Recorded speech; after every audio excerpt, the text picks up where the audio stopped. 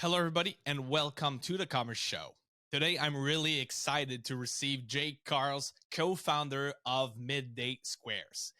They have a wonderful story to tell, and I'm really excited to receive Jake because he's one of the brand builder of this business, but he's also a really good storyteller. I've discovered his podcast over his website. It's amazing for a chocolate bar company to have their own podcast. It's amazing. So I've decided to reach him out in the comments on LinkedIn to invite him on over the show. He accepted, so I'm really excited about it. He's a young entrepreneur. He has a lot of success with the business. They have over 60 employees. They've reached over 5 million of chocolate bar that has been sold over the last year. So it's really impressive for a young brand, a young 3 years old brand. So I'm really excited to have him on the show. So stay with us, subscribe on YouTube, Spotify, and everything if you like the show. And thank you for being with us. The podcast starts right now.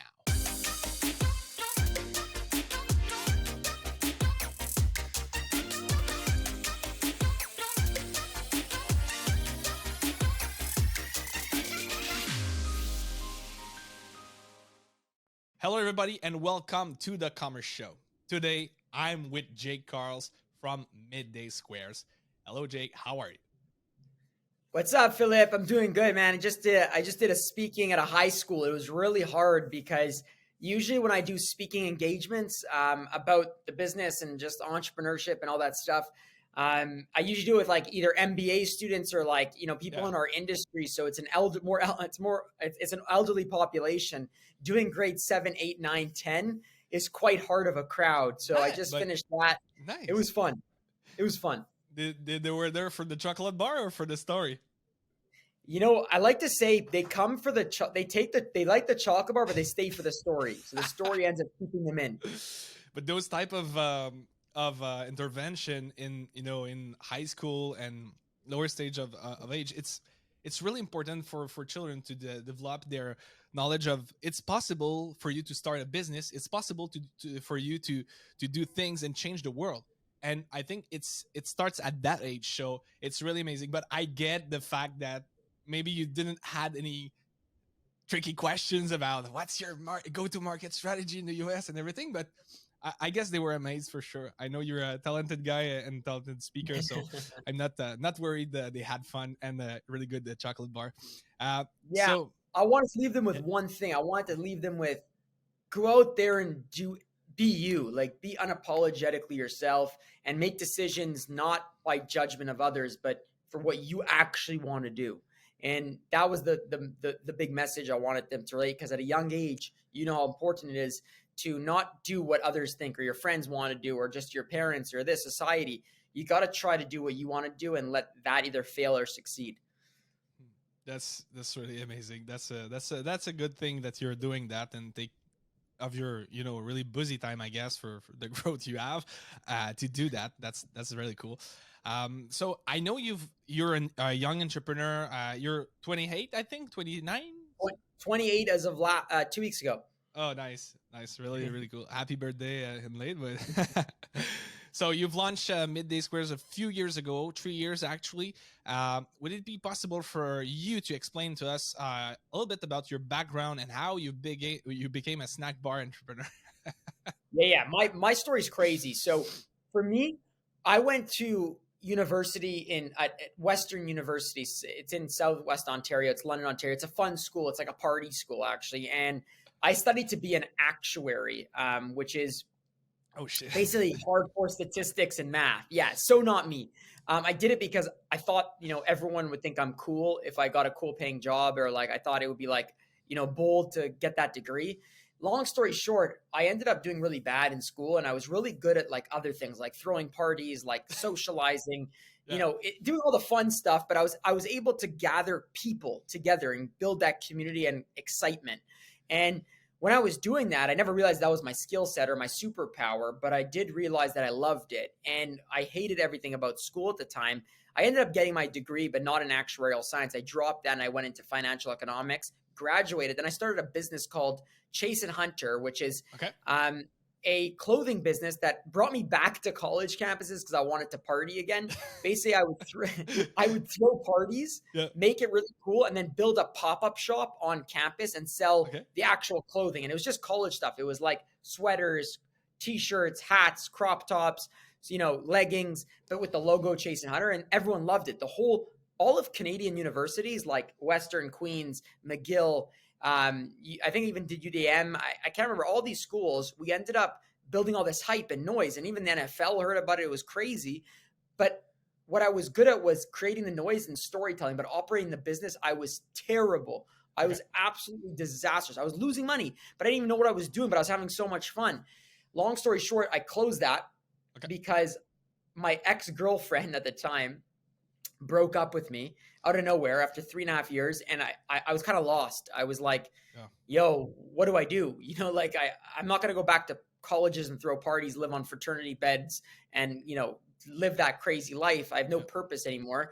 My sister and my brother-in-law, who are my partners in MidDay Squares, came to me and said, do you want to join? This is all the great timing. They're like, do you want to join our snack bar business, chocolate bar business, that we're about to launch in 2 months?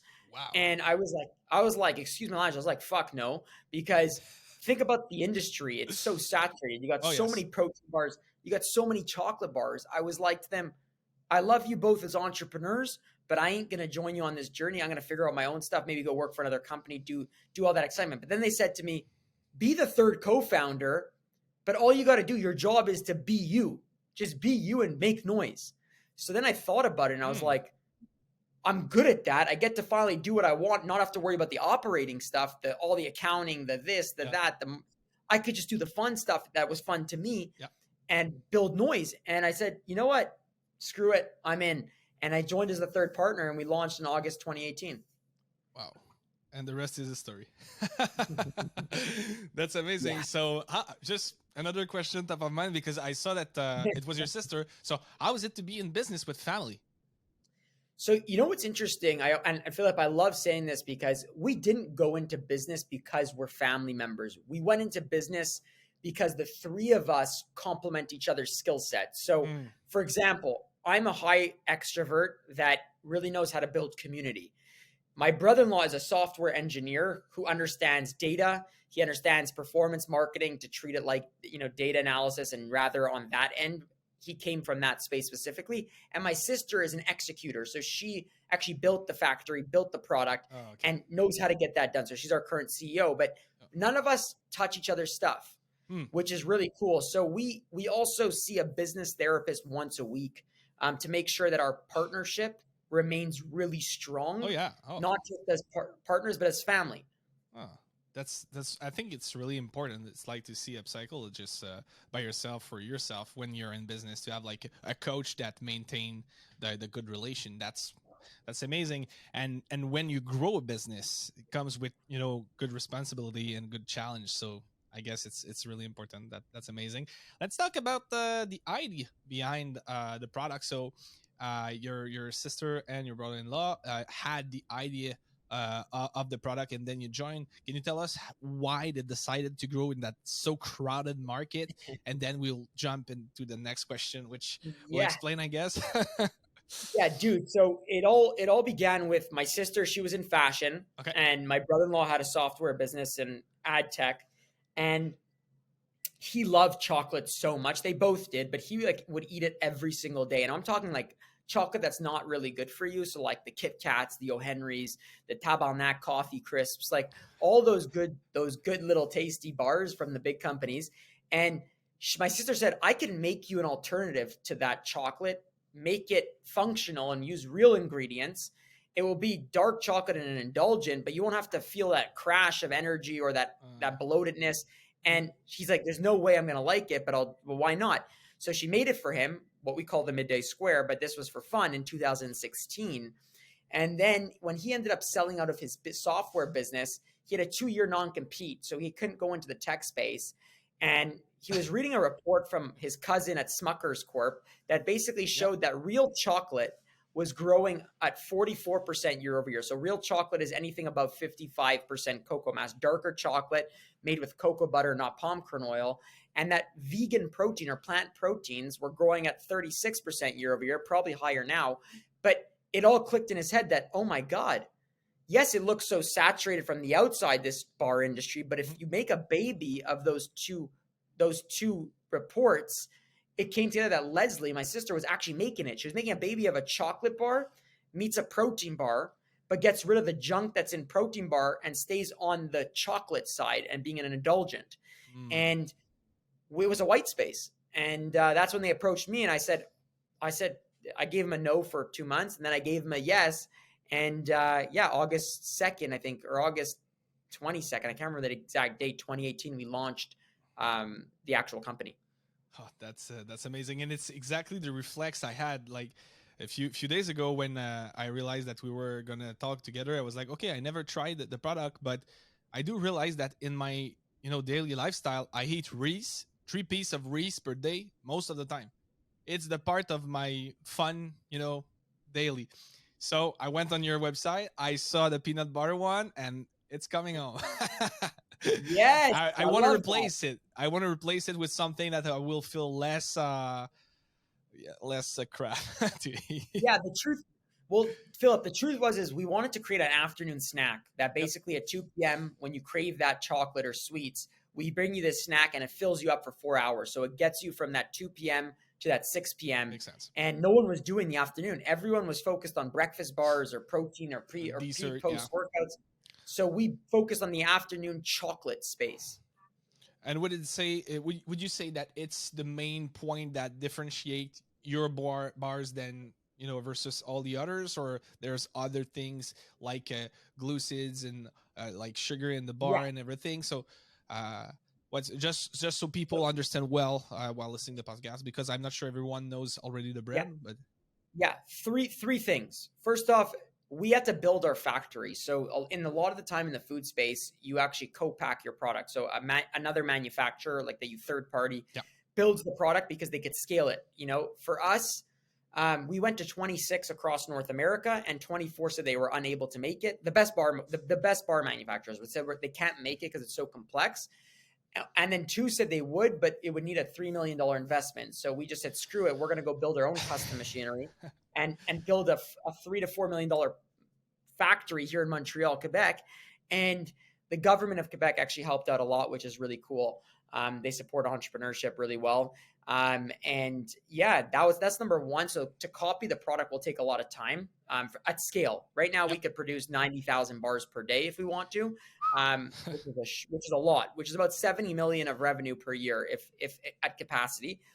Nice. Number two is we focused on using real food ingredients. So making real chocolate and real food ingredients was actually a competitive advantage, because a lot of companies use artificial stuff, preservatives, additives, chemicals, and we just didn't want to be part of that. And number 3 is it does what it says it does. So when we tell you it's an indulgent and also keeps you full for 4 hours, that's what it does. What we promise, it actually does. Most companies have filler stuff. Bars are typically bloating or they don't fill you up for more than half an hour. We really wanted to give you that easy digestion and get you to your next meal. That's really amazing. I can't wait to test it. That's really interesting. All right. Sounds good. So we're gonna jump into the questions more about the e-commerce, but also the brand building, because today's episode will be really focused on your strength, and I think it's really about the brand and the story. So I've been following you on LinkedIn for a while now, and I know something is that MidDay Squares has no regular customer. They have fans. Okay. And I realized it, and I want to understand why and how you did that. So can you help us to understand how and why you cultivate that vibe around the brand, and how you do it, and what's your ideas behind 100 it?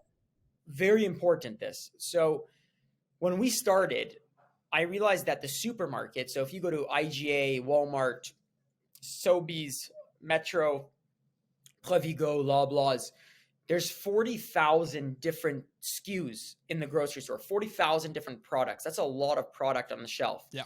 And then you got even more online. You got way more online. So what I said to my partners, I said, we need to figure a way to not just innovate the product development, but to innovate the way we interact with our consumers. And I said the way we do this is if you look at the space in 2018, Shark Tank was on a tear in terms of, entrepreneurship being celebritized, and that Kardashians shows like the Kardashians and reality shows like that were on a tear. I said, let's make a baby of those two. Let's build a business on the idea of showing the good, the bad, the ugly, a glass door of everything that's going on in our business to share with our consumers, and use social media as the vehicle to get that across. So make it like almost like a mini reality show every day, showing the good, the bad, the ugly. And that means building characters. So kind of think of us like a boy or a girl band from the 90s, like Backstreet Boys or Spice Girls or NSYNC, where instead of selling records, we sell chocolate. So the storytelling comes into effect of you get to know the personal life, the personal stories. And what that does is it takes away the attention barrier that's in this current world where, no one has attention to read content anymore. So what happens is when they find something relatable, they actually want to listen to it or watch it or see it or do more research.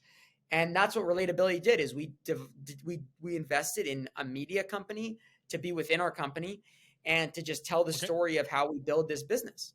Okay, so that's interesting. So you've bought a company or you've become partner with a company that produced media? No, so we built it from the ground up. We focused on building content creators, producers, editors, videographers, photographers, to basically create a mini social media company within MidDay Squares. I'd say that we spent about $600,000 on salaries just on that. Okay. So it's like a small agency inside your own business to serve your needs. And it does make a lot of sense. Our investors thought we were crazy at first, but then they realized that the power of storytelling at its finest can do a lot of magic. Because think about it. If you're looking at our bar on the shelf and then, in the refrigerator, and you see the other bar next to us, a competitor, and then you come to the shelf, the refrigerator, and you say, oh my God, I know Jake, Nick, and Leslie in the MidDay Squares team. They're so cool. I just watched them do this whole thing in the US. They just, you already have that connectivity, and that connectivity will take you to buy our bar over the bar next to you because we're more of a community. We're allowing our customers to feel like they're actually on this roller coaster with us, watching the emotions of the good and the bad. And I'm talking like being as transparent as possible allows them to really feel the emotions that we're going through. And that allows them to want to share this. They want to tell people, they want to go to their dinner table or on their social media and be like, oh my God, I fucking love this company because they're so real and authentic. And this is the truth of what happens in a business, not the garbage that, you see the picture perfect, in every other business. Yeah, that's amazing. And you talked about Shark Tank at first. Have you ever think about going to Shark Tank or Dragon's Den, or is it done yet? I'm not sure about that. We can't do Shark Tank because we're not American. Yeah, sure. But we had the opportunity to go on Dragon's Den a couple of times. We chose not to. We didn't need investment. If we were to get on Shark Tank, we would go because I think it'd be fun and entertaining. Yeah. But no, I'd have to get my citizenship first. Oh yeah, that's the first step.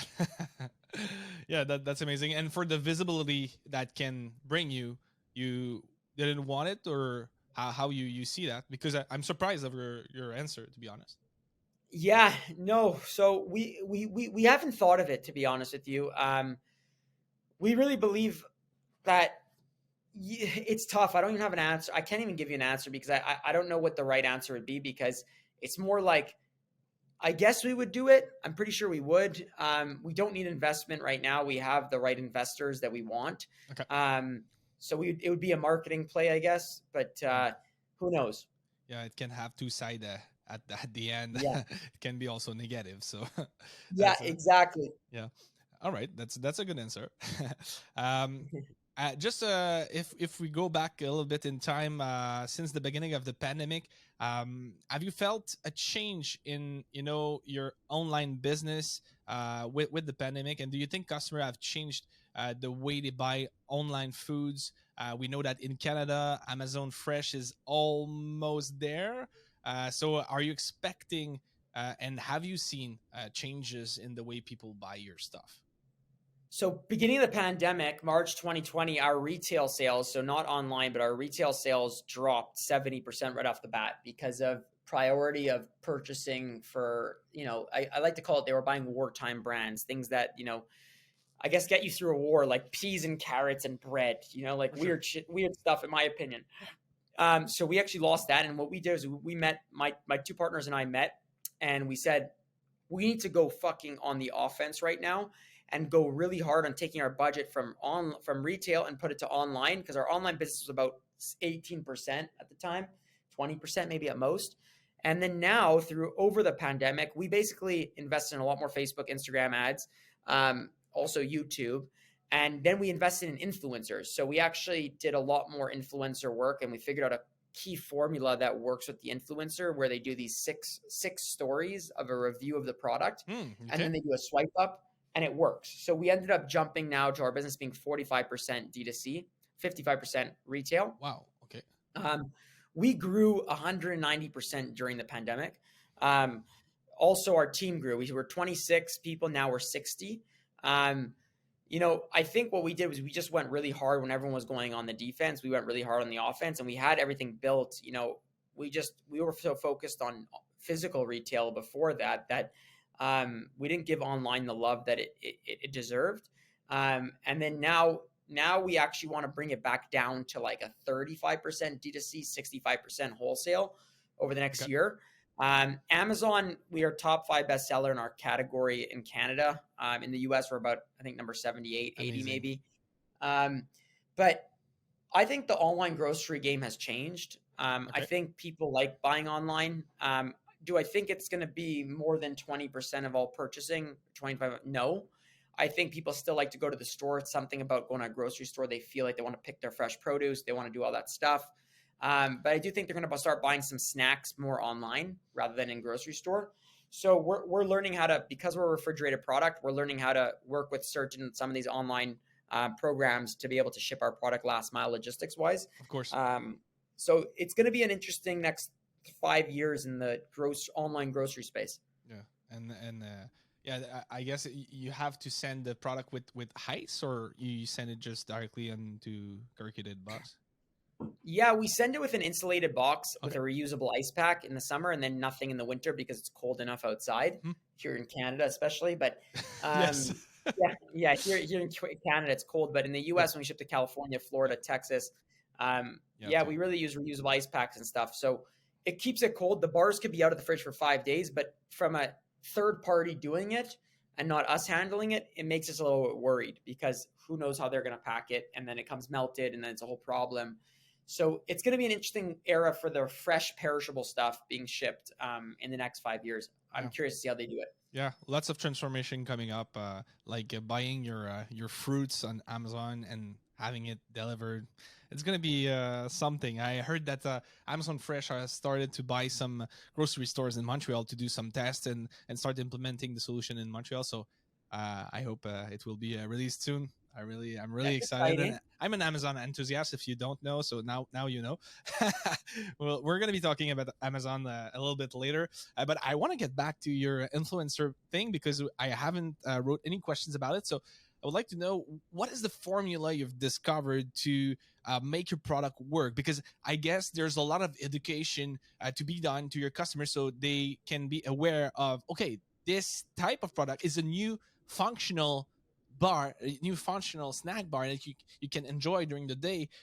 You weren't thinking about buying that at the grocery store, but by now you can, and you have to educate people. So what have been your reflections around it? What have you tested that didn't work and now it's working? I'm really curious about that, if we can do a few minutes about that. Yeah, for sure. So influencer strategy is basically, we believe it's the new shopping channel. So you remember QVC and shopping channel and all that stuff. We believe that influencers, the right ones, have trained their audiences to know that they're going to talk about products, and those products they want to purchase. So it's literally the shopping channel. So we look for those type of influencers. Yep. Typically it's moms in the US. And what we do is we watch them for a while on their stories, if they're active on stories, because it's not the feed posts we care about. We care about the stories on Instagram. Okay. And basically they'll do a 6-story thing where they'll put the product in their refrigerator, because it's a refrigerated product. They'll take it as if they're at their house, which they are, and then talk about why they love it, and talk about the review of everything, about how clean ingredients it is. Mm-hmm. It's so fresh, it doesn't bloat, it fills them up. And then we actually have our own pages created on our website that are influencers pages. So it's for them specifically, that it says like, hey, let's say the person's name's Alexa. Hey, Alexa. Well, hey, this is from Alexa's following, blah, blah, blah. And it's a custom page on our website, and it's already applied the discount.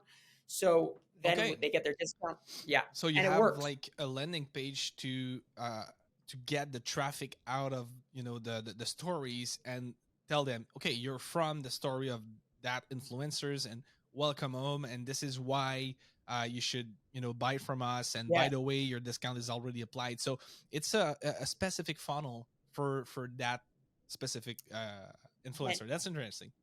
and we bring them into our ecosystem. So the key is that like on that page, you'll see like a lot of content about us, like our podcast. You'll see some Instagram stuff. You'll see some cool other content. So we start to get you down a rabbit hole of finding out who we are, not just the influencer who brought you here, but you know, fall in love with us. And then we obviously the pixels and stuff like that. And I think it's one of the most powerful strategies. It's definitely driving, you know, over 100,000, 150,000 a month, maybe. Wow.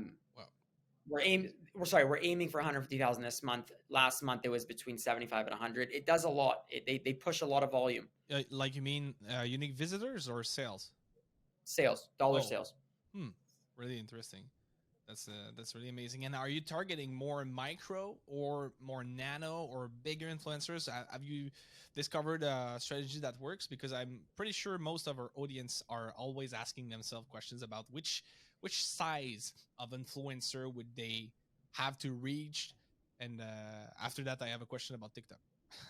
It's mostly people. It's not even about the size of influencers. I guess some of them are 500,000, some of them are 20,000. I think it's more about how engaged their community is with them. We look for the engagement. So we look at the stories, how much they respond to their customer, the people on their page, how many likes they get, comments, views, and then we analyze like that. And how often do they do products? Like we want people that talk about products because then they've trained their followers to, or their fans to appreciate new product offerings. That's amazing. And do you have specific tools in mind that you use to analyze that, or it's just you go on the page and Well, you have a look? we used to. I think this company CGI or EGI. I can't remember the name. Okay. They help us find it. Okay, that's amazing. And so I read yesterday an article on Forbes about you. Congrats for this, by the way. It's a really nice media to be featured on. About, you know, they were talking about your growth and the recent fundraising you had. So I think, and correct me if I'm wrong, it's 6.5 million in venture capital, but also 3 million in debt with the government loans. And I understood at that time that you were aiming for stars, to the stars actually.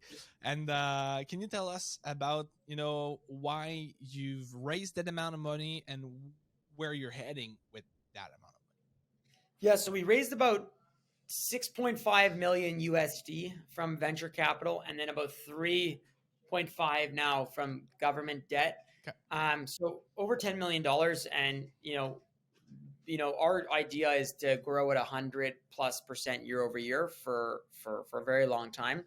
You know, our next growth spurt is to go from the $10 million revenue mark where we are now to the $100 million in the next 3 to 4 years.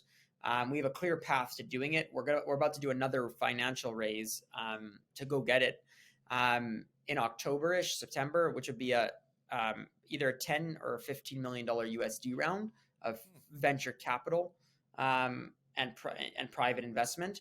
But again, the goal is to build a modern day Hershey. It's to really build a chocolate conglomerate here in Quebec, kind of like how Saputo did it for dairy here in Montreal. Love it. We want to do the same thing, but for the better for you chocolate snacking space. And, you know, we really want to do it here in Quebec and build factories here and consistently do that. And that's why the government's been helping out a lot.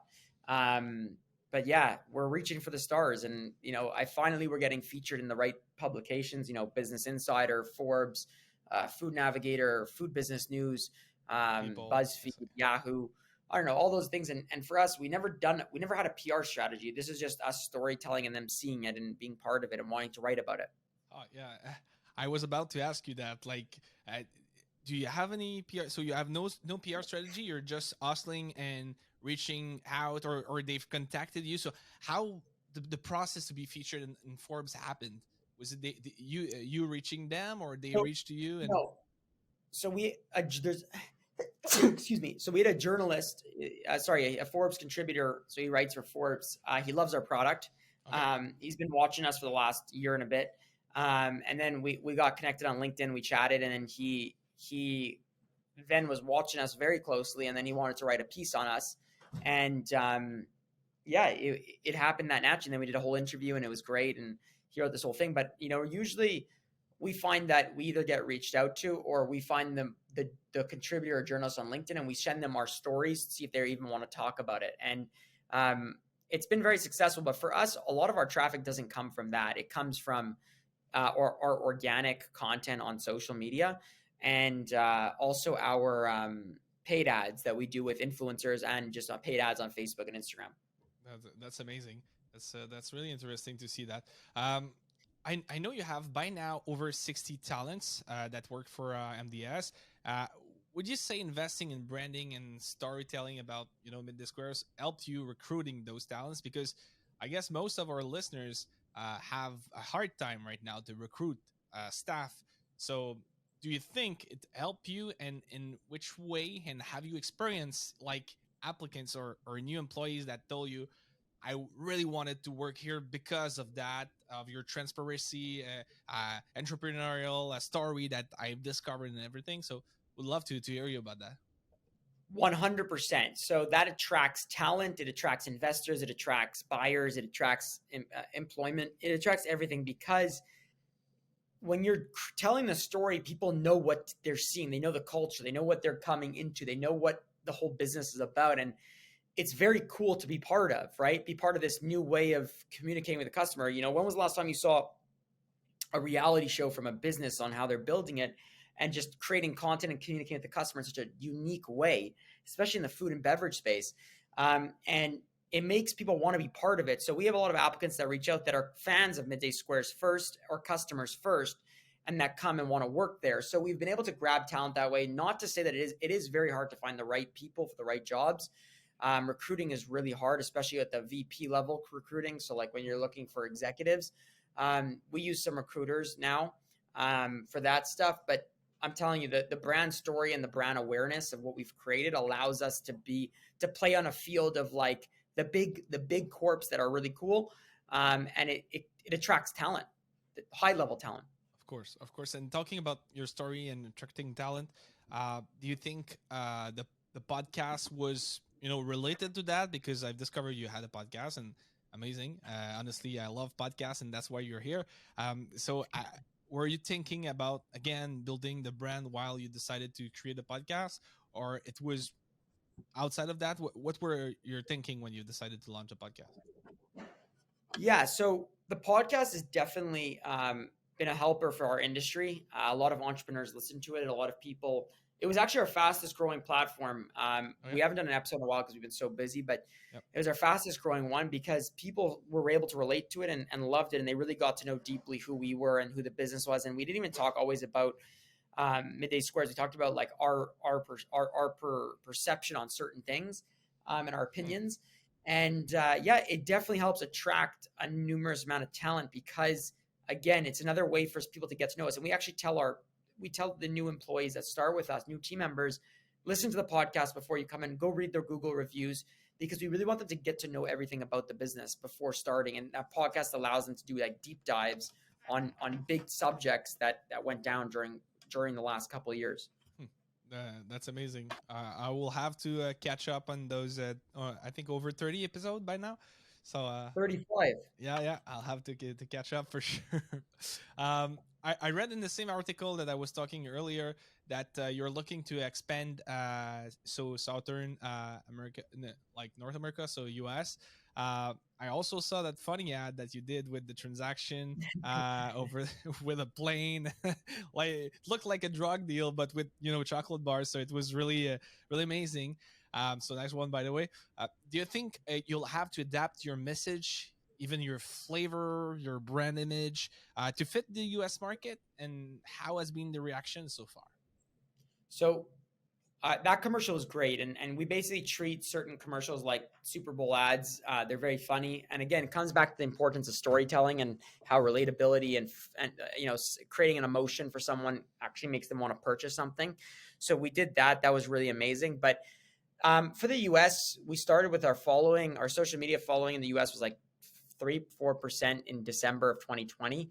Now it's 30% already, and our online sales are about 50-50 right now from US to Canada. So we're actually seeing a lot of success in the US. They're loving it. They actually love the concept of in how much time? In 7-8 months. Whoa. So in 7 to 8 months, by now you have 50% of your sales that come from the US. Am I right? Online, not retail. Oh, online. Okay. But just online. It's amazing. So you've started. It's great. No. So you started influencer strategy also in the US, and you're that's where the focus was, US influencer strategy, not Canada. That's okay. That's amazing. And yeah, so our following, I just checked today, it was like 30% in the US, which is amazing, 69% in Canada or something. So that's like on our Instagram alone, that's what 55,000 divided by, it's about 16,000 people in the US within 1 year started following us. So the word to mouth spreads quickly, and they love the storytelling. They really do. They see the product on the shelf and in the fridge, and then they see our social and they're like, oh my, I saw these people. I saw someone talking about it. And then it just keeps rolling like a domino effect, right? But you got to keep the story going, because without the story and the hype and the fun and the excitement, the drama, the emotions, you don't have that attention barrier broken. You can't gain their attention. You need to create good fucking content to pass that barrier. Yep. That's for sure. The content quality is the key for sure. That's really interesting. And if we move forward on questions about the marketplaces such as Amazon, how it is going right now for you in Amazon, and what have been your best improvement, and if we can say, and strategy so far with Amazon? So we use this guy, Ryan Cohen, I think his name is. Him and his buddy do it as a side gig. They basically handle our Amazon account. They've grown it. It used to be like, I don't know, $15,000 a month in sales. Now it's like 50 to 55 a month in sales. So they've done a really good job. We're not on Prime yet, so it's been a lot harder. We fulfill everything from our facility here in Montreal. Of course, because of the chocolate. It's really hard to have chocolate on Amazon and fulfill the But order. if we got Prime, I think we would be number one easily. So, we're doing well. Do I think they're going to be a dominant force over time on our direct business is so strong still. So it's just it's another way to sell more product to more customers. Yes, for sure. And have you think about getting the certification to be Prime? Because you can be the orders can be fulfilled by your own facility, but you can still be Prime with it's called Fulfilled by Merchant Prime. So it's a certification based on your ratings, and I might send you documentation about that if you want. But please send me. That would be a good improvement if you want to grow, but still keep the inventory in house or with your third party fulfiller. That would be good. Also, my other question was about how are you still able to transmit the vibe and the brand story to customer that go purchase your product in retail? I think you answered a little bit about it, but have you tried some marketing strategy on the field, maybe outside of the COVID period, but because it might be more difficult, but have you tried some, on the field marketing strategy to go do some testing, sampling with customers? So for sure, demoing is a powerful thing in grocery. When people try it, we like to call it bars to bellies. That pushes a lot of dollar value, a lot. Pre-COVID, obviously, it was happening. Right now, we're trying to get back into it slowly. Also, speaking engagement. So, speaking to offices, speaking to schools, speaking to, conferences, all this stuff, podcasts, this allows for excitement. So then people, they want to go see it in store, and they know the product, they know everything. They feel like like I said, they're buying from someone they know, like a friend or a family member. And then plus on top of that, add all our content from social media and our podcasts and stuff like that, which then keeps them in this ecosystem. It doesn't let them leave because people are so fascinated by how come they show everything. The company, we show everything, like almost everything other than making the bars. That's amazing, and I see also that you're really transparent by just telling your numbers out loud, and you're comfortable with it. And I think it's amazing because people can recognize themselves into your story and see, okay, it's not necessarily as big, or oh, it's bigger than what I was thinking, and they're hustling and they're working Yep. really hard to get there. So in 2-3 years, they will listen back to podcast episode and they will be, oh shit, it really grew. that that's amazing to see Exactly. that. Yeah. That's the importance. Yeah. We're entering into the final question. So I'd like to know, how do you stay updated on digital marketing, e-commerce, influencer stuff? What are your go-to these days to be informed? So I know my brother-in-law takes care of all that department Okay. here at MidDay Squares. He does the performance and he has all that stuff. But I know that he's on Twitter a lot to find this stuff. He Okay. follows some people on Twitter. I would have to get you guys the names of the people, but he sees these great conversations and he has these groups of entrepreneurs that they get on like a chat once every like 2 weeks and they help each other out talking about different successes. And these are a lot of the big companies that are big at e-commerce. But I really think Nice. the growth, I think the future of success in CPG is to be very good at omni-channel. We don't want to be an e-com business alone. We like the omni-channel approach. It's a way to win big. Not It doesn't limit you at all. You know, people still like to walk into a store, and we got to remember that. But people also like to order on Amazon or at their house within the convenience of just receiving the Yeah. product, right? But discovery um, is a big thing in our space. And when people go to stores, they like to actually discover. They actually sit there and watch and look at the wall and discover different items. So, yeah, we stay relevant on e-commerce stuff because my brother-in-law Nick is a fanatic with that. Yeah. And I guess most of the time people discover your product, in store, and then they buy back online. And that's actually what you want, I guess, because you'll get better margins for sure. So Exactly. yeah, that's amazing. That's a good idea.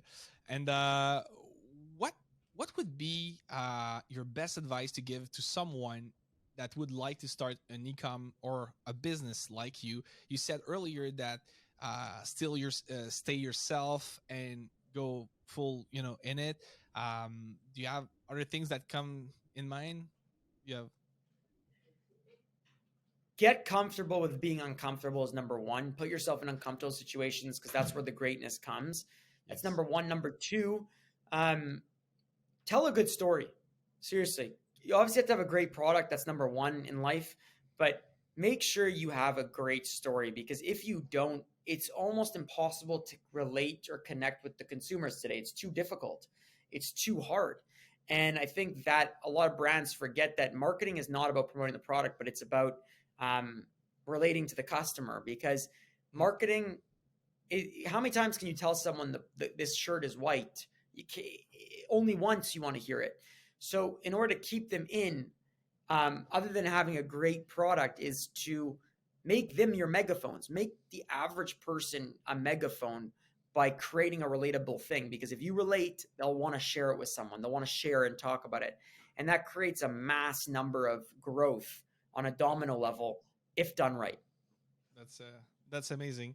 Um, Thank you so much, Jake. That was all for my questions. Do you have anything else you want to add, or things that you wanted to share prior we leave our Keep being audience? a rock star. Keep being a rockstar. Yeah, love it. Thank you so much. It was a pleasure. If people have questions or anything, I think they can reach you out on LinkedIn or everything else. What would be the best way to reach you out? Yes. So you can reach me on LinkedIn at Jake Karls or MidDay Squares. Follow us on Instagram at MidDay Squares. You could find us, our store locator on our website, www.middaysquares, if you want to find the product in store or buy it online on Amazon or on our website. And yeah, come watch our stories because you'll see exactly what we were talking about in this podcast if you go watch it, and IG televisions, IG stories, LinkedIn, etc. That's amazing. Thank you so much, Jake.